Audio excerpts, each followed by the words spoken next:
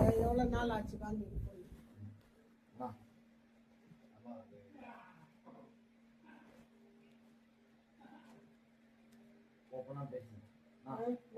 அம்மான்னு பேசி நான் உனக்கு உதவி செய்ய போய் நான் இன்னைக்கு கோர்ட்டு வரலாம் ஏற வச்சுக்கணும். இது எந்த விதத்துல நியாயம்?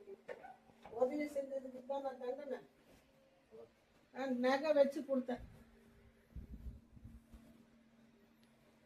எங்க அப்பா சொல்றாரு வேணாம் காசு தராத.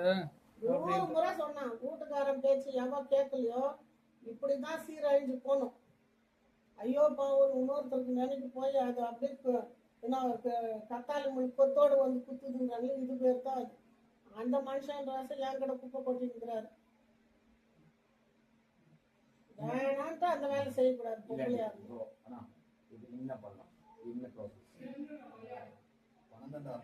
சனிக்கிழமை கூப்பிட்டாங்கல்ல, நீ வந்து என்ன கூட பேசிட்டு அவங்க 25,000 ரிட்டர்ன் கொடுத்துடலாம்.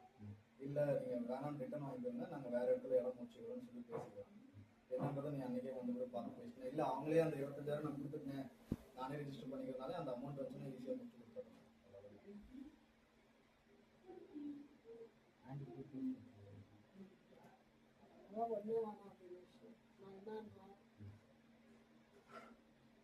வேஸ்டா வாங்கி செலவு ஏமாத்தணும் சுத்தமா எண்ணமே இல்லம்மா. ஏதோ கேஸ் போட்டா எனக்கு எவ்வளவு செலவு ஆயிருக்கும். அம்மா சத்தியமா நீ கூட கேட்டம்மா, எனக்கு மட்டும் 17,000 போட்டிருக்கீங்க சார் அப்படின்னா அது நான் ஒண்ணு நீ அக்யூஸ்டியா, நீ அக்யூஸ்டுனா நீ கட்டிதான் ஆகணும்னு சொல்லி அன்னைக்கு கூட கட்டிட்டு தாமா வந்தேன். நான் வந்து காசு இதுல போய் மாட்டிக்கினா அவன் எனக்கு எவ்வளவு 1 லட்சம் ரூபாய்க்கு இவ்வளோன்னு போடுறான். ஆமா நாங்கள் நம்ம கட்டணத்துல வீட்டு பிரச்சனை நகை பிரச்சனைக்கு 3,40,000 ரூபாய் வக்கீல் 25ஆம் தேதியும் வந்திருக்குமா 13,000 சொல்றேன். வக்கீல் குழுவுக்கு காமா உட்காந்து பேசிட்டு இன்னும் காமா இல்லை இவனை அவங்க வெயிட் பண்ணியாச்சு முடிச்சாச்சு. இனிமேல் அவங்களோட இது காலமே இல்லை. பணம் என்னவோ அது அதெல்லாம் இல்லை, அது சொல்ல வரல. அவங்க வெயிட்டிங் பீரியடே முடிஞ்சு ரொம்ப அது அதை தாண்டி போயிட்டாங்க. இதுல என்ன ஒண்ணுன்னா காசு நான் தந்துட்டு அதுக்கு வட்டி வந்து நான் அவருக்கு கட்டினுக்கிறேன். 28,000 ரூபாய் கட்டிருக்கிறேன். இப்ப நீங்க ஒருத்தர்கிட்ட பேசுனீங்க தெரியுமா? வட்டி மட்டும் தீனா உனக்கு வட்டி நீ யாருன்னே தெரியாது. அன்னைக்கு தீனா வந்து இவர் வீட்டுக்கிட்ட போனதுக்கு எதிர்றாரு. தீனாலாம் அவெல்லாம் சரக்கே அடிக்க மாட்டார். சரக்கு வச்சு நேரம் வீட்டுக்கிட்டே வந்துட்டாரு. இவரு பாட்டு இவரு ஏறுறாரு காசு தான்டா. என்ன சொன்னார்னா அடுத்த நாள் உங்களுக்கு காசு இருக்கும் நீ கிளம்பு அப்படின்னாப்புல. அடுத்த நாள் முடிஞ்சு 4 மாசம் ஆகுது.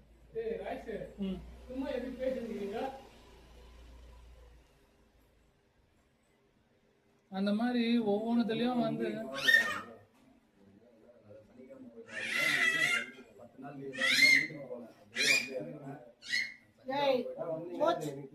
சனிக்கிழமை போயிட்டு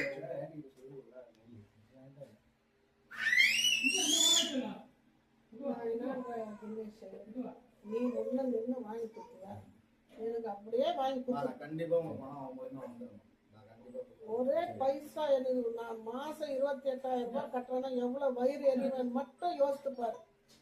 உதவி செஞ்ச பாவத்துக்கு சும்மா இருக்கிறவனு வேலூர் எல்லாம் கூட்டின்னு போய் அங்க எவன் துட்டா வாங்கி அதுல கட்ட வச்சு அதுல அங்கிருந்து இங்க எடுத்துன்னு வந்து திருப்பி இங்க இருந்து என்னவோ பண்ணீங்க. உங்களுக்கு நான் ஒத்து உழைக்காது இருந்து வண்டி வச்ச வெளியே போடான்னு நான் சொல்லலையே. மெட்ராஸ் வரலாம் ஓடினேன், குடியாத்த வரலாம், எல்லாத்துக்கும் ஒத்து உழைச்சுன்னா அதுக்கு இதுதான் தண்டனை எனக்கு. இல்ல இப்போ என்ன ப்ராசஸ் என்ன பண்ணலாம், எப்படி அமௌண்ட் என்ன? சனிக்கிழமை நம்ம போயிடுவோம்டா. அவங்க சனிக்கிழமை சொல்றதுனால நான் பணம் கொடுத்துட்டேன்றதுக்காக உங்க வீட்டுக்கிட்ட 3 முறை வந்துட்டேன். உன் புள்ள பிரச்சனையில மாட்டிக்கினான்ட்டுன்னு உங்க அப்பா அம்மா 1 முறைன்னா என்கிட்ட வந்தாங்களா? ஏன்னு கேளு. இப்படி பணம் வாங்கின்னு போயிட்டான், உன்னால என்ன செய்ய முடியும்? ஒரே ஒரு கான்செப்ட் தான். இல்ல இல்லம்மா அவங்க ரெடியா கையெழுத்தெல்லாம் போட்டு ரெடியா இருக்குமா, ரிஜிஸ்டர் ஆக மாட்டேங்குமா, அதான் பிரச்சனையா இருக்குமா. இப்போ அவங்க அந்த இடத்த விட்டுருக்கவே மாட்டாங்கம்மா. அம்மா பேர்ல இருக்கிற இடமா அது அப்ப இருந்து. இப்ப அதுவே துணிஞ்சு விட்டாங்கம்மா. ரிஜிஸ்டர் ஆனா போதுன்னு இருக்குமா. அதனாலதான் இப்ப வேணாப்பா எங்களுக்கு வேணாம், நீங்க என்ன இவ்வளவு நாள் வெயிட் பண்ண சொல்றீங்கன்னு சொல்லி அந்த ஆளுகிட்ட பண்ணிட்டு சனிக்கிழமை பச்சை கூட்டம் தான் போறோம். மிலிட்டரிக்காரங்க வேணாம்னா ரிட்டர்ன் 25,000 கொடுத்துருவோம், இல்லையா ரிஜிஸ்டர் பண்ணி கொடுத்துரு. 10 நாள் நான் லீவ் போட்டு வந்திருக்கேன், 10 நாள் இந்த தான் இருக்கும். என்னவோ அது முடிச்சுட்டு நான் போறேன். இப்போதைக்கு எனக்கு தேவை 17 லட்சம் கூட வேணாம், எனக்கு என்னவோ இருக்குதோ முடிச்சு கொடு. 10 லட்சத்துக்காவது முடி, 12க்காவது முடி, ஏதோ நான் கையில வேலை போய் கொடுக்குறேன்.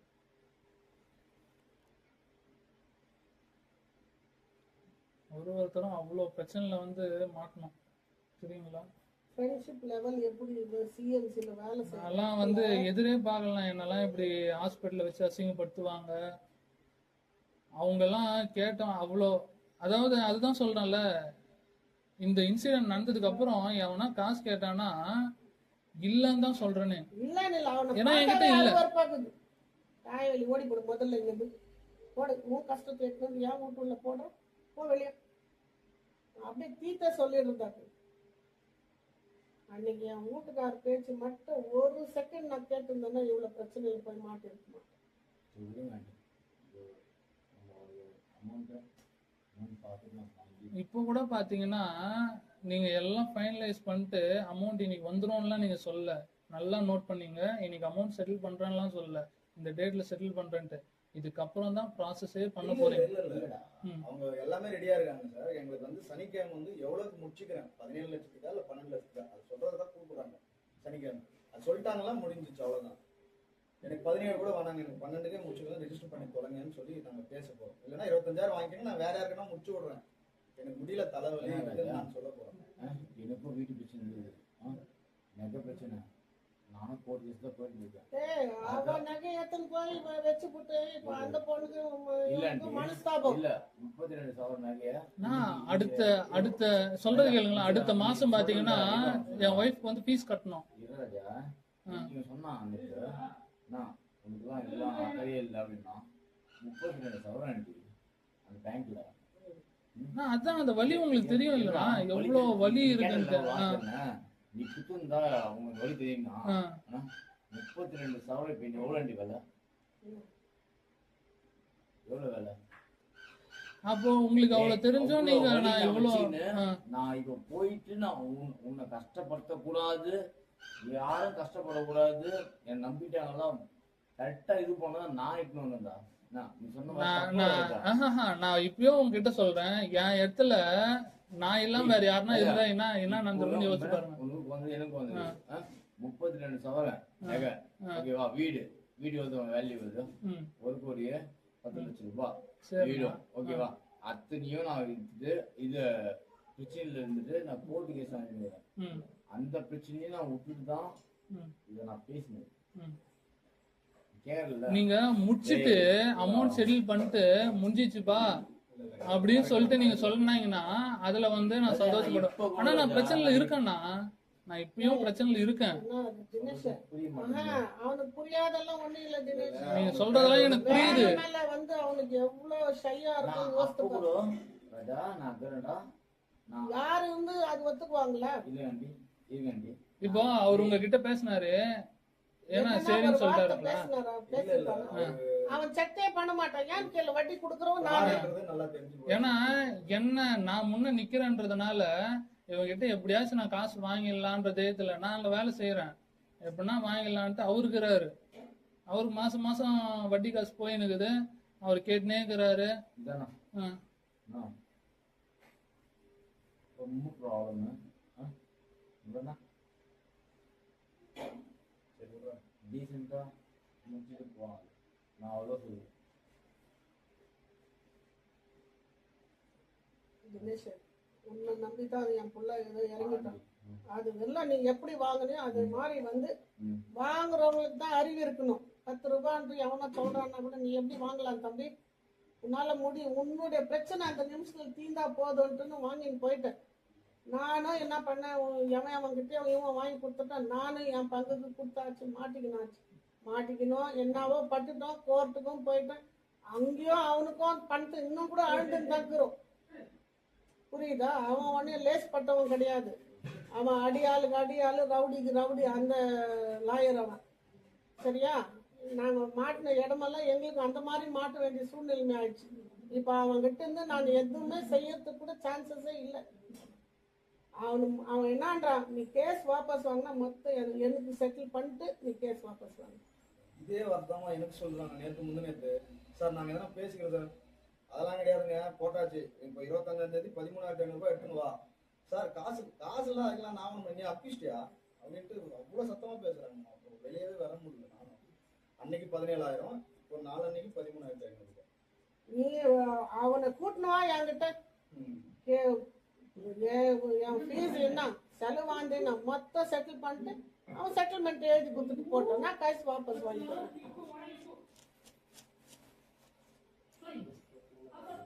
எங்களுக்கு வேற வேலை இல்லைங்க, உங்க பிரச்சனைங்களெல்லாம் பேசினுக்கிறதுக்குன்னு அவன் எதிரி குதிக்கிறான்.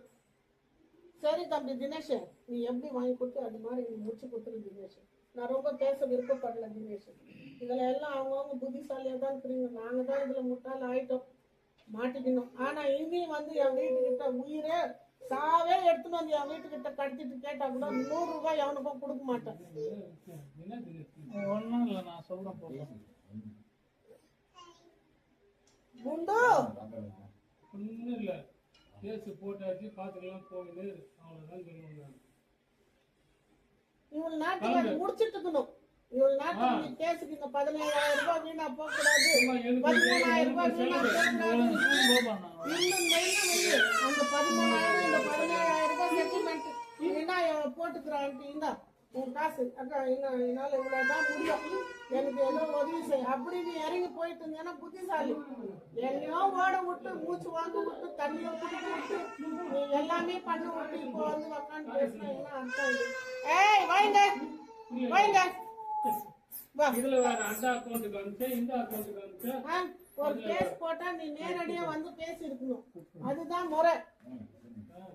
அத்தை விட்டு போட்டு நீ எனக்கு ரிட்டர்ன் கேஸ் போட்டு நான் எல்லாம் கொடுத்தாச்சு, நான் உனக்கும் எனக்கும் எந்த ஒரு இதுவும் இல்லை, நான் இவ்வளவு அனுப்பியிருக்கிறேன், இந்த மாசத்துல அனுப்பியிருக்கிறேன், எனக்கே வந்து பதில் கொடுத்தா நான் என்ன பண்றது? இந்த ஃபர்ஸ்ட் லெட்டரா நீ ஃபர்ஸ்ட் அனுப்பிச்ச மேலும் கொடுத்தாச்சு அதான் நான் கேட்கறேன். பேங்க்ல இது வக்கீல பத்தியோ இல்ல கோர்ட்டை பத்தி இது வரைக்கும் ஒண்ணுமே தெரியாதுமா நம்மளுக்கெல்லாம். இதுல என்ன எப்படி ஸ்டெப் எடுத்தாங்க கூட தெரியாதுமா நம்மளுக்கு. இப்ப அவன் என்னன்றான், எப்ப அனுப்புனா அவனை நிறுவி, அதுவே ஒரு பிளான் தானே. அது ஒரு பாரு என்கிட்ட அவன் அனுப்புதான் அப்படியே. இத நான் கேட்டதுமா கேள்வி, அதுக்கு என்ன சொல்றான், கேஷா கொடுத்துன்னு சொல்லுட்டாம்மா.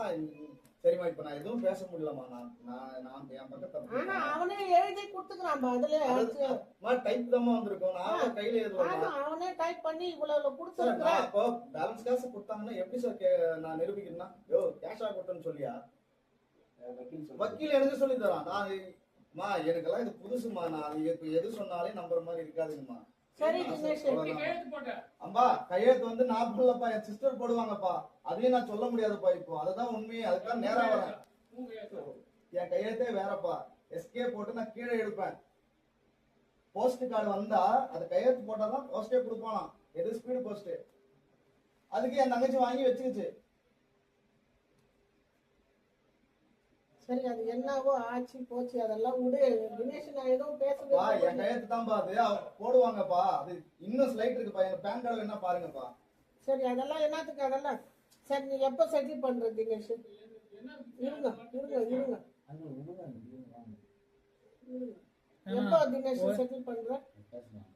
சனிக்கிழமை போறேன்ப்பா, போறேன். அவங்க வீட்டுக்கு போறேன். 25,000 ரிட்டர்ன் கொடுக்குறதா இருந்தா வாங்கிக்கிறதா இருந்தா வேற ஆளுகிட்ட ரிஜிஸ்டர் பண்ணிக்கிறேங்கம்மா, முடியாதுக்கார்கிட்ட. இல்லைன்னா அவங்க கிட்டே ரிஜிஸ்டர் பண்றோம். நாங்க 17 நின்னோம். இப்போ அதனால அவங்க தாமதிச்சாங்க. சரி 12 லட்சமே கொடுங்கன்னு சொல்லி வாங்கிட்டு ஏதோ ஒண்ணு முடிச்சு விட்டுறோம். அவ்வளவுதான். முடிச்சுட்டேன்னா உன் பிரச்சனை. இல்லன்னா அடுத்த மாசத்துக்கு ஒரு ஹீரோயினுக்கு 20,000 ரூபாய் கட்டினு எனக்கு என்ன கிடைக்குது?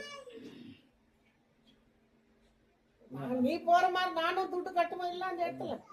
நான் தான் துட்டு கட்டுற மாதிரி வருதுமா, நான் தான் கட்டுற மாதிரி வருது. சார் நான் மறுபடியும் சொல்றேன், நாங்களும் அங்க கட்டின்னு தான் வரோம். ஸ்டாம்ப் தான் சார் நீங்க பண்றீங்கன்னு சொன்னாங்க சார். அவன் சொல்லுவான் அது மாதிரி தான் வரும். அப்படி இல்ல, காசு கட்டாம எந்த வக்கீலும் வந்து உங்களுக்கு முன்னாடி நிக்க போகுது. போட்டுக்கிறானா 8 லட்சம் ரூபாய்க்கு 1 லட்சம் ரூபாய்க்கு இவ்வளவு கட்டணத்துக்கு ஸ்டாம்ப் 700 ரூபான்னு சொல்லி 8 லட்சத்துக்கு 700 ரூபாய் ஸ்டாம்ப். அப்படி எல்லாம் கிடையாது. நான் கட்டின 3 லட்சம் ரூபாய் அடிக்கிறாங்க வக்கீல் மட்டுமே. அவனு கேளு, என்ன ஏன் கேக்குற? நீ அவன்கிட்ட பேசிக்க. 8 லட்சம் ரூபாய்ன்றியா? 8 லட்சம் ரூபாய்க்கு இவ்வளவு தொகை கட்டி செலவு பண்றீங்க, அதுக்கு ஈஸியா உட்காந்து பேசி 75,000 ரூபாய்க்கு மேல கட்டிக்கிறேன்டா தம்பி, 80,000 ரூபாய் கட்டிக்கிறேன். அவனுக்கு வக்கீல் ஃபீஸ் என்ன ஆச்சு? நான் கட்டிக்கிறேன்னா இதே 1 லட்சம் ரூபாய் எடுத்துட்டு போய் அன்னைக்கு நீட்டிட்டு வந்தேன். அன்னைக்கு வந்தோம் நான் 6,000 ரூபாய் கட்டி தான் வந்தேன். எவன் எனக்கு சும்மா செஞ்சுடுவான்? அதுதான் சொல்றேன்னா, யார் இங்க சும்மா செய்து யார் இருக்கிறாங்க? 1 லட்சம் ரூபாய் அப்படியே புடாத அவங்கிட்ட கொடுத்தேன். அது இல்லாம அவனுக்கு தனி ஃபீஸ் கேக்குறான். ஆமா ஆமாண்ணா காசும் அங்க கட்டிட்டு கவர்மெண்ட் கட்டுறது வேறடா தம்பி, கவர்மெண்ட்டுக்கு நீ கட்டு, ஸ்டாம்ப் தான் சொன்னேன். ஸ்டாம்ப் அது இது நீ கட்டு. அதெல்லாம் நம்ம தான் கட்டணும், நம்ம காசு தான் போகும். ஓகேவா? நம்ம போய் காசு வாங்கிடுவோம். ஒரு வக்கீல் எப்படி தான் பண்ணுவான்? எல்லா காசும் ஒன்றா வாங்கிட்டு அவன் ஸ்டாம்பு எல்லாரும் அவன் கட்டிப்பான். உணவுகள் தான் பண்ணுவான், ஸ்டாம்ப் மட்டும் வாங்கிடுவான், வக்கீல் ஃபீஸ் வாங்குவான். நிறைய பார்த்துக்கிறாரு. 5 இப்ப வருஷம் அவன் எல்லாம் கட்டுறான் பாரு, அதுல அவனுக்கு காசு கொடுக்கும் போது 100க்கு 10%. ஆமா ஆமா ஆண்டி. ஆமா 100க்கு 10% அவன் எடுத்துக்கின்னு எல்லாமே எடுத்துக்கின்னு நம்ம அவன் பிச்சை போட்டா நான் வாங்கின்னு வரணும். நான் ஏன்டா அப்படி வாங்குறேன்? உண்டு என்ன கேளு, நான் குத்துறேன். இப்படிதான் வந்து உன்னிப்ப ஒரு மாசத்துக்கு 20,000 ரூபாய் நீ லாஸ் பண்றதுக்கும், மாசத்துக்கு 20,000 ரூபாய் ஆண்டி லாஸ் பண்றதுக்கும், 40,000 நான் 1 ரூபாய் லாஸ் பண்ணா கூட நீ தான் எனக்கு கொடுக்கணும். அதான் ரூல்ஸ். அதான்டி அதான். அழகா பேசி அழகா வந்து என்ன ப்ராசஸ் பண்ணி மூச்சு விடு. இப்போ உனக்காக நான் கேஸ் போட்டு நான் செலவு பண்ணணும்னு எனக்கு என்ன காசாரு? சரிண்ணா? அழகா என்ன ப்ராசஸோ அது பண்ணி நீ சின்ன விஷயத்துல தப்பிச்சு போயிட்டேன்னா உன் சௌகரியம் மியூச்சுவலா இல்ல. நான் கேஸே பாத்துக்கிறேன், கேஸே பாத்துக்கோ, நீ ஜெயிலுக்கே போ, எனக்கு ஒண்ணு. அப்போ என் துட்டு நீ குத்துட்டு தான் போகணும். போத மகா சும்மா என்னத்துக்கு மகா என் பேசி வேற பேசுனா தேவையில்லாம பேச்சுவார்த்தை வளர்த்துக்கினே தானே தினேஷ், நீ சட்டுப்பட்டு நீ என்ன செய்யறியோ செய் தினேஷ். இன்னைக்கு என்ன 25ஆம் தேதி கேஸ் அது. அந்த அவரு என்ன நீட்டுறாரோ அவருக்கு அழுவணும். சரியா? அவனுக்கு அழுந்து போட்டு அவன் என்ன சொல்றான், நாங்க எப்படி தெரியுமா லாயர் இப்படி இப்படி கை கட்டி நிக்கணும் என் புருஷன் போய். தேவையா? நின்னாரா இல்ல? நீங்க தானே பாத்தீங்க. தேவையா அது எனக்கு? என் வீட்டு துட்டு கொடுத்துட்டு என் புருஷன் போய் கை கட்டின்னு நிக்கிறான், என் புள்ள போய் கை கட்டி நிக்கிறான். இதெல்லாம் தேவையா எனக்கு? அவன் அந்த நாகராஜ் அவன் ஒரு ஆட்டம் காமிச்சுனுறான். அதெல்லாம் விடுறான், எல்லாம் விடுறான். எதுவும் பேச விருப்பப்படல நானு. எனக்கு தொண்டை வரல இருக்குது, மன கஷ்டம். ஆண்டி வராண்டி. சரிடா தம்பி, 80,000 ரூபாய் அவனுக்கு கொடுத்துட்டு அவனுக்கு 20,000 ரூபாய் இந்த மாசம் எவ்வளவு கேட்கறானோ எல்லாத்தையும் அழைச்சிருக்கிறேன். அவனுக்கு வட்டிக்கு வட்டி, அவனுக்கு வட்டி வேற மாசம் 27,000 ரூபாய் வட்டி வேற கொடுத்துருக்குறேன்.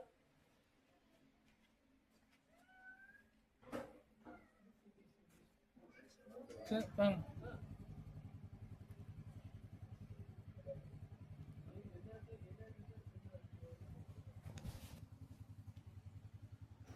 வீடியோவை முழுசாக பார்த்துருந்தீங்கன்னா கண்டிப்பாக உங்களுக்கு தெரிஞ்சிருக்கும் பிஸ்னஸில் நான் எந்த அளவுக்கு இம்பேக்ட் எனக்கு க்ரியேட் ஆகிருக்கு அப்படின்ட்டு. சரத் தினேஷ் கிட்டத்தட்ட இவங்க 2 பேரும் பார்த்தீங்க அப்படின்னா 10 லட்ச ரூபாய்க்கு மேலே தர வேண்டியது இருக்குது. தினேஷ்னால தான் சரத் எனக்கு தெரியும், தினேஷ் சொல்லி தான் சரத்துக்கு நான் காசு தந்தேன். இது எல்லாமே ஏன் உங்ககிட்ட நான் ஷேர் பண்ணுறேன் அப்படின்னு பார்த்தீங்கன்னா, பிஸ்னஸ் அப்படின்றது எல்லாருக்குமே ஸ்டார்ட் பண்ணணும் அப்படின்னு ஒரு ஆசை இருக்கும், பிஸ்னஸ் பண்ணணும் அப்படின்னு நினைப்பீங்க. ஆனால் யாருமே வந்து ஃபெயிலியர் ஆகணும் அப்படின்னு பிஸ்னஸ் பண்ணுறது கிடையாது. கண்டிப்பாக அதில் ஒரு ப்ராஃபிட் பார்க்கணும், பிஸ்னஸில் வந்து நம்ம ஒரு கிங் ஆகணும் அப்படின்னு தான் நினச்சி எல்லோரும் மேலே வருவோம். பட் ஆனால் இந்த மாதிரி கேட்டகரிஸ்லாம் பார்த்தீங்க அப்படின்னா என் பிஸ்னஸில் நிறைய பேர் வந்தாங்க, நிறைய பேரை நான் பார்த்தேன். இப்போ நீங்கள் பார்க்குற இந்த வண்டிங்க என் ஆட்கள் எல்லாமே பார்த்தீங்க அப்படின்னா என்னை நம்ப வச்சு ஏமாத்தினவங்க தான். ஸோ நம்ப வச்சு ஏமாத்தினவங்க அப்படின்ற ஒரு கான்செப்டுக்குன்னா எந்த அளவுக்கு நம்மளோட நம்பிக்கையை அவங்க சம்பாரித்து அவங்க அந்த காசை எடுத்துகிட்டு போனாங்க அப்படின்ற ஒரு விஷயந்தான். இது எல்லாமே பார்த்திங்க அப்படின்னா நம்ப வச்சு இந்த காரங்களாம் நம்மக்கிட்ட விட்டுட்டு காசையும் வாங்கிட்டு இப்போது காசும் தர முடியாமல் அந்த காரும் எடுக்க முடியாமல் நிலைமையில் இருக்காங்க எல்லாம். இந்த கார்லாம் பார்த்திங்க அப்படின்னா பேங்க்லேருந்து சீஸ் பண்ணினே போயிட்டாங்க. அந்த அளவுக்கு பார்த்திங்க அப்படின்னா நம்பினேன். ஆனால் இப்போ எனக்கு நடந்த விஷயம் என்னென்னா, கோர்ட்டில் பார்த்தீங்க அப்படின்னா 10 லட்ச ரூபாய்க்கு கேஸ் போயிட்டுருக்கு. ஸோ நாங்கள் கேஸ் போட்டோம். இதில் ஒரு பெனிஃபிட் என்னென்னா, ப்ராப்பராக அவங்கக்கிட்டேருந்து அந்த டாக்குமெண்ட்லாம் வாங்கினதுனால இப்போ கேஸில் அதாவது கோர்ட்டில் வந்து கேஸ் போயிட்டுருக்கு. ஸோ நீங்கள் பிஸ்னஸ் பண்ணணும் அப்படின்னு நினைக்கிறது வந்து தப்பு கிடையாது. பிஸ்னஸ்லேயும் பார்த்தீங்க அப்படின்னா ஏகப்பட்ட பிரச்சனைங்க, ஏகப்பட்ட லாஸு, ஏகப்பட்ட ப்ராஃபிட்டு, இந்த மாதிரி எல்லாமே இருக்குது. ஆனால் எல்லாரும் பார்க்குற ஒரே ஒரு விஷயம் என்ன தெரியுமா, எப்படியாச்சும் பிஸ்னஸில் வந்து டாப்புக்கு போனோம் அப்படின்னு நினைக்கிறாங்க. ஒரு சக்ஸஸ் பர்சன் வந்து என்னைக்காச்சும் நீங்கள் பார்த்துருக்கீங்களா? ஒரே நாளில் சக்ஸஸ் ஆகணுங்க அப்படின்னு சொன்னவங்க ரொம்ப கம்மி. அதாவது ஒரே நாளில் சக்ஸஸ் ஆனவங்க வந்து ரொம்ப கம்மி. ஆனாங்களா இல்லையான்னு கூட தெரில. ஆனால் ரொம்ப ஷார்ட் டேர்மில் நீங்கள் மேலே போனீங்க அப்படின்னா எவ்வளோ ஃபாஸ்ட்டாக நீங்கள் மேலே போகிறீங்களோ அவ்வளோ ஃபாஸ்ட்டாக நீங்கள் கீழே வந்து விழுவீங்க அப்படின்ட்டு நான் ஆல்ரெடி சொல்லியிருந்தேன். ஸோ எல்லாருக்குமே பார்த்தீங்க அப்படின்னா ஷார்ட் டேர்மில் பணத்தை சம்பாதிக்கணும் அப்படின்னு தான் ஆசை, அதுதான் அவங்களோட கோல். ஆனால் கீழே விழும்போது மூஞ்சி முகரை தெரியாத அளவுக்கு அடித்து நொறுக்கி தான் உங்களுக்கு கீழே தள்ளும். அதனால் ஸ்லோவாக ஸ்டெப் பை ஸ்டெப்பாக லாஸ்னால் என்ன, கெயின்னா என்ன, இது எல்லாமே கற்றுங்க. இப்போ நீங்கள் பார்த்துட்ருக்குற இந்த வண்டி எல்லாமே பார்த்தீங்க அப்படின்னா RRR ஃபைனான்ஸ், என்னுடைய ஃபைனான்ஸில் ஆட்டோ ஃபைனான்ஸில் போட்டது தான். அதாவது வண்டிங்களை வச்சு பணம் தந்து பிஸ்னஸ் பண்ணிகிட்டு இருந்த ஒரு விஷயந்தான், இப்பயும் பண்ணிட்டு தான் இருக்கேன். பட் ஆனால் நான் கற்றுக்கின விஷயங்கள், எனக்கு ஏற்பட்ட வலி, இதெல்லாம் இருக்குது தெரியுங்களா, அதனால் வாயால் சொல்ல முடியாது. அந்த அளவுக்கு பார்த்தீங்க அப்படின்னா நான் மனதளவுலேயும் அதுக்கப்புறம் உடல் ரீதியாகவும் மன ரீதியாகவும் ஏகப்பட்ட பிரச்சனையை வந்து நான் ஃபேஸ் பண்ணேன். என் ஃபேமிலி மட்டும் இல்லாமல் இருந்துச்சு அப்படின்னா கண்டிப்பாக இந்த இடத்துல நான் பேசுகிறதுக்கு கூட இருந்திருக்க மாட்டேன். அந்த அளவுக்கு ஒரு ப்ரெஷரை வந்து க்ரியேட் பண்ணி விட்டாங்க. ஏன்னா எல்லோரும் நான் நம்பினவங்க தான் பார்த்தீங்க அப்படின்னா நம்ம வச்சு ஏமாற்றி நம்மளை வந்து நம்ம காசை வாங்கிட்டு உன்னை யாரா காசு தர சொன்னது அப்படின்ற நிலைமைக்கு எடுத்துன்னு போய் விட்டாங்க. ரொம்ப ரொம்ப கஷ்டங்க அந்த சுச்சுவேஷன்லாம். பார்த்தீங்கன்னா இப்போ நான் நார்மலாக சொல்லணும் தெரியுங்களா, ஆனால் அந்த சுச்சுவேஷன் வந்து இருக்கும்போது தான் அதோட இம்பேக்ட் என்ன அப்படின்ட்டு கண்டிப்பாக தெரியும். இந்த வீடியோலாம் நான் ஏன் போடுறேன் அப்படின்னு பார்த்தீங்கன்னா, ஃப்யூச்சரில் என்னுடைய பசங்க இதெல்லாம் பார்த்தாங்கன்னா கூட, ஓ இந்த அளவுக்குலாம் பிரச்சனையை வந்து வீட்டில் ஃபேஸ் பண்ணியிருக்காங்க அப்படின்ற அவங்களுக்கு வந்து இது வந்து ஒரு குட் எக்ஸாம்பிள் வீடியோவாக இது இருக்கும். ஸோ பண்ணுற ஒவ்வொரு மிஸ்டேக்லேயும் பார்த்தீங்க அப்படின்னா எவ்வளோ பெரிய இம்பேக்டை க்ரியேட் பண்ணோம் அப்படின்றது இந்த வீடியோலாம் வந்து அவங்களுக்கு வந்து ஒரு ப்ரூஃபாக இருக்கும். ஏன்னா நான் கூட பிஸ்னஸ்குள்ளே வரும்போது எப்படி யோசிச்சேன்னா, பிஸ்னஸ் தானே, நம்மளுக்கு எஜுகேஷன் இருக்குது, நல்ல நாலேஜ் இருக்குது, ப்ளஸ் பார்த்திங்க அப்படின்னா நம்மளால் கண்டிப்பாக சக்ஸஸ் பண்ண முடியும் அப்படின்ற எல்லா கான்ஃபிடென்ட்லேயும் உள்ளே வந்தேன். பட் ஆனால் இதில் பார்த்திங்க அப்படின்னா நம்மளோட கஸ்டமர்ஸாக வர்றவங்க எல்லாரும் ஜென்யூனாக இருப்பாங்க அப்படின்ட்டு நம்புறது இல்லை, எல்லாரும் வந்து உண்மையாக இருப்பாங்க, எல்லாரும் வந்து சொல்கிற டைமை வந்து கீப்பப் பண்ணுவாங்க, சொல்கிற அந்த ஒரு விஷயத்தை வந்து ஃபாலோ பண்ணுவாங்க அப்படின்லாம் கிடையாது. ஏமாற்றணுன்றதுக்காகவே வந்து ஏகப்பட்ட பேர் பிஸ்னஸ்குள்ளே வருவாங்க, உங்களை ஏமாற்றவும் செய்வாங்க, நீங்கள் ஏமாந்தும் போவீங்க. இன்கேஸ் எல்லாமே பர்ஃபெக்டாக இருக்கிற டைமில் பார்த்தீங்க அப்படின்னா ப்ராஃபிட் நீங்கள் பார்ப்பீங்க. அதுவும் பார்த்தீங்க அப்படின்னா அடிபட்டு துவண்டு எல்லாமே நடந்து முடிஞ்சு எனக்கு இந்த வேலையே வேணாடா, இந்த பிஸ்னஸே வேணாடா, நான் வந்து ஒரு 5 to 8 ஜாபுக்கே நான் போயிடுறேன், அதாவது 8 to 5 ஜாபுக்கே நான் போயிடுறேன் அப்படின்ற கான்செப்டில் உங்களை போய் நிறுத்திடும். இது எல்லாமே தாங்க பிஸ்னஸ். இப்போ நீங்கள் பார்த்துட்ருக்கிற இந்த ஒரு வண்டியும் பார்த்தீங்க அப்படின்னா என்னுடைய பெயினை சொல்லும். எல்லாமே ஷோரூம்லேருந்து எடுத்துன்னு வந்து அப்படியே ஃபைனான்ஸில் வச்சுட்டு போனாங்க. ஸோ இதெல்லாம் அவங்க எடுக்கிறதுக்குள்ளே நான் பட்ட பாடு இருக்கே முடியல. அதுலேயும் இந்த தினேஷும் சரத்தும் பார்த்தீங்க அப்படின்னா, தினேஷ் தான் வந்து எங்கள் அப்பாவோட க்ளோஸ் ஃப்ரெண்டு, அவங்க பையன், எனக்கும் ரொம்ப நல்லா தெரியும். அவன் சொன்னான் அப்படின்ற ஒரே ரீசனுக்காக தான் சரத்துக்கு வந்து காசு தந்தேன். இப்போது இந்த கோர்ட்டில் கேஸ் கூட எப்படி போட்டிருக்கோம் அப்படின்னு பார்த்தீங்கன்னா, அதாவது செக் பவுன்ஸில் தான் வந்து இந்த கேஸே நடந்துகிட்ருக்கு. இதெல்லாம் பார்த்தீங்க அப்படின்னா எந்த அளவுக்கு கேவலமாக நம்ம காசு தந்துட்டு நம்மளை அலைய விடுறாங்க அப்படின்றதுக்கான ஒரு எக்ஸாம்பிள். ஸோ நீங்கள் ரொம்ப நம்பிடாதீங்க, யாரையுமே ரொம்ப நம்பிடாதீங்க. கடைசியில் அவங்க உங்களை கஷ்டப்படுத்தும் போது உங்களால் அந்த வலியை தாங்க முடியாது. வலியெல்லாம் தாங்க முடியும், எல்லாத்தையும் நான் ஃபேஸ் பண்ணிப்பேன் அப்படின்னா பிஸ்னஸ்குள்ளே வாங்க. அது எந்த பிஸ்னஸாக இருக்கட்டும், எந்த பிஸ்னஸும் பார்த்தீங்க அப்படின்னா சக்ஸஸ் ஸ்டார்டிங்லேயே ஆகவே ஆகாது. 100% நான் அடித்து சொல்லுவேன். அதில் ஏகப்பட்ட பிரச்சனை, ஏகப்பட்ட ப்ராப்ளம் எல்லாத்தையும் நீங்கள் ஃபேஸ் பண்ணி ஒவ்வொரு விஷயத்தையும் நீங்கள் அனலைஸ் பண்ணி வரும்போது உங்களுக்கு வந்து டைம் எடுக்கும். டைம், இயர் எல்லாமே அங்கே வேஸ்ட் ஆகும். ஸோ அந்த இடத்த வந்து நீங்கள் வேஸ்ட்டுன்னு நினைக்கக்கூடாது. அதுதான் வந்து உங்களுடைய எக்ஸ்பீரியன்ஸ். அந்த எக்ஸ்பீரியன்ஸை வச்சு நீங்கள் கெயின் பண்ணுற விஷயத்தில், நீங்கள் லேர்ன் பண்ணுற விஷயத்தை தான் வந்து ஸ்டெப் பை ஸ்டெப்பாக அடுத்து அதை ஃபில்ட்ரு பண்ணி அதை ப்ராசஸ் பண்ணும்போது அப்போ தான் வந்து அதில் உங்களால் சக்ஸஸ் எடுக்க முடியும். ஏன்னா எந்த பிஸ்னஸ்லையும் பார்த்தீங்க அப்படின்னா நீங்கள் பாயிண்ட் பண்ணி சொல்ல முடியாது. நீங்கள் எத்தனை வீடியோனா பாருங்கள், என்னென்னா பண்ணுங்கள், அவங்க வந்து ரொம்ப கேஷுவலாக சொல்லுவாங்க நீங்கள் இதை பண்ணீங்க அப்படின்னா இந்த சக்ஸஸ் வந்துடும் அப்படின்ட்டு. பட் ரியாலிட்டியில் வந்து அதை பண்ணிங்கன்னா சக்ஸஸ் ஆகாது. இவெல்லாம் இருக்கான்னு தெரியுங்களா, இவெல்லாம் பார்த்தீங்க அப்படின்னா அந்த காரை வந்து ஃபைனான்ஸில் வைக்கும்போது பழம் மாதிரி பேசினான். விஷாகர் இவன் பேர், குடியாத்தில் இருக்கான். பழம் மாதிரி பேசினான். ஆனால் இந்த காரும் அந்த புது பைக்கு அது எல்லாம் வச்சது பார்த்தீங்க அப்படின்னா இவன் தான். அதாவது ஷோரூம்லேருந்து அப்படியே எடுத்துன்னு வந்து அந்த பைக்கை வச்சுட்டு போனான். அந்த 2 வண்டியும் வச்சுட்டு இதுக்கு வந்து கூட நின்னவன் பார்த்தீங்க அப்படின்னா லோகேஷ். இவன் கூடயே தான் சுற்றிட்டு இருப்பான் லோகேஷ். எல்லாமே பார்த்தீங்க அப்படின்னா ரொம்ப சீப்பான ஒரு பிஹேவியர். எப்படின்னா கமிஷன் காசுக்கு ஆசைப்பட்டுக்கிட்டு அந்த மாதிரி எடுத்துன்னு வந்து தள்ளி விட்டாங்க. ஸோ நிறைய பேர் இருக்காங்க. எப்படி சொல்கிறதுனா, உங்களை நம்ப வச்சு ஏமாற்றணும். ஒரு பிஸ்னஸ் நீங்கள் ஸ்டார்ட் பண்ணுறீங்க அப்படின்னா எப்படியாச்சும் அவங்க பணம் பார்க்கணும் அப்படின்றதுக்காக உங்களுக்கு எந்த வார்த்தையாலும் சொல்லி நம்ப வைப்பாங்க. நீங்கள் நம்பி ஏமாந்தீங்க அப்படின்னா அது உங்களோட தப்பு அப்படின்னு சொல்லி முடிச்சிருவாங்க. சிம்பிளாக சொல்கிறேன், அது உங்களோட தப்பு அப்படின்வாங்க. அதுதான் எனக்கும் நடந்துச்சு. பட் ஸ்லோவாக நான் அதுலேருந்து ரிகவர் ஆகிட்டு இப்போது எல்லாத்தையும் வந்து ப்ராப்பராக பண்ணிகிட்ருக்கிற ஒரு சுச்சுவேஷனில் ₹1 எடுத்து செலவு பண்ணோன்னா கூட அவ்வளோ யோசிக்கிறதா இருக்குது. முன்னாடிலாம் வண்டிங்கெல்லாம் ஒரு மாதத்துக்கே பார்த்தீங்க அப்படின்னா சாலிடாக 50-60 அப்படின்னு போடுவோம். இப்போலாம் 10 வண்டி போட்டால் கூட ப்ராப்பராக இருக்கா அப்படின்னு பார்த்து பண்ணுற அளவுக்கு இது ஒரு நிதானத்தை எடுத்துன்னு வந்து தந்துச்சு. ஓகே கைஸ், என்னுடைய லைஃப்பில் பார்த்தீங்க அப்படின்னா நிறைய விஷயம் நான் லேர்ன் பண்ணேன். அதை தான் இந்த வீடியோஸ்லாம் வந்து பேச போகிறேன். இதெல்லாம் பார்த்தீங்க அப்படின்னா உங்களுக்கும் ஒரு எக்ஸ்பீரியன்ஸாக இருக்கும் அப்படின்றதுக்காக தான் உங்ககிட்ட நான் பேசியிருக்கேன். நிறைய விஷயம் எனக்கு சொல்லணும் அப்படின்னு இருக்குது. பட் என்ன தான் சொன்னாலும் பார்த்தீங்க அப்படின்னா அடிப்படுறவங்க பட்டுன்னு தான் இருப்பாங்க, கஷ்டப்படுறவங்க பட்டுன்னு இருப்பாங்க. எல்லாமே நடக்கும். இதெல்லாம் வந்து ஒரு எக்ஸ்பீரியன்ஸாக வந்து நீங்கள் கன்சிடர் பண்ணணும். நல்ல ஒரு கோலாக வந்து நீங்கள் எடுத்துகிட்டு போகணும். நீங்கள் சக்ஸஸ் பண்ணணும் அப்படின்னு நினச்சிங்கன்னா நீங்கள் யோசிச்சுக்கிட்டே இருக்கிறத விட்டு நீங்கள் ஃபீல்டில் இறங்கி ஒர்க் அவுட் பண்ணிங்க அப்படின்னா கண்டிப்பாக சக்ஸஸோ ஃபெயிலியரோ அதுதான் வந்து உங்களோட லேர்னிங் ஸ்டேஜ், அதுதான் உங்களோட பிகினிங் ஸ்டேஜ். அதை வச்சு தான் வந்து நீங்கள் சக்ஸஸ் பண்ணுவீங்க அப்படின்ற அந்த ஒரு பாயிண்ட்டை மட்டும் நான் தரேன். நீங்கள் சக்ஸஸ் பண்ணுவீங்க அதெல்லாம் வந்து நான் சொல்லலை. ஃபெயிலியர் ஆவீங்கன்னு நான் சொல்லலை. உங்களுக்கு புரியுதா? சக்ஸஸ்க்கும் ஃபெயிலியருக்கும் நடுவில் வந்து ஒரே ஒரு விஷயந்தான்.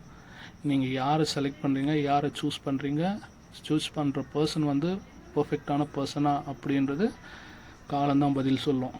தேங்க்யூ ஃபார் வாட்சிங் மை சேனல். ஸோ அடுத்தடுத்து நிறைய இன்ட்ரெஸ்டிங்கான வீடியோ நீங்கள் பார்க்க போகிறீங்க. இப்போ நீங்கள் பார்த்துட்டு இருந்த இந்த வண்டி எல்லாமே பார்த்தீங்க அப்படின்னா வண்டியை அடமானம் வச்சுட்டு காசை கட்ட முடியாமல் பிரச்சனை பண்ணி இப்படியும் நாங்கள் வெளியே தள்ளின வண்டிங்க இதெல்லாம். ஸோ இந்த அளவுக்கு இருக்குது. ஸோ மணியோட வேல்யூ பார்த்தீங்க அப்படின்னா எல்லாருக்கும் ஒன்று கிடையாது. தேங்க்யூ.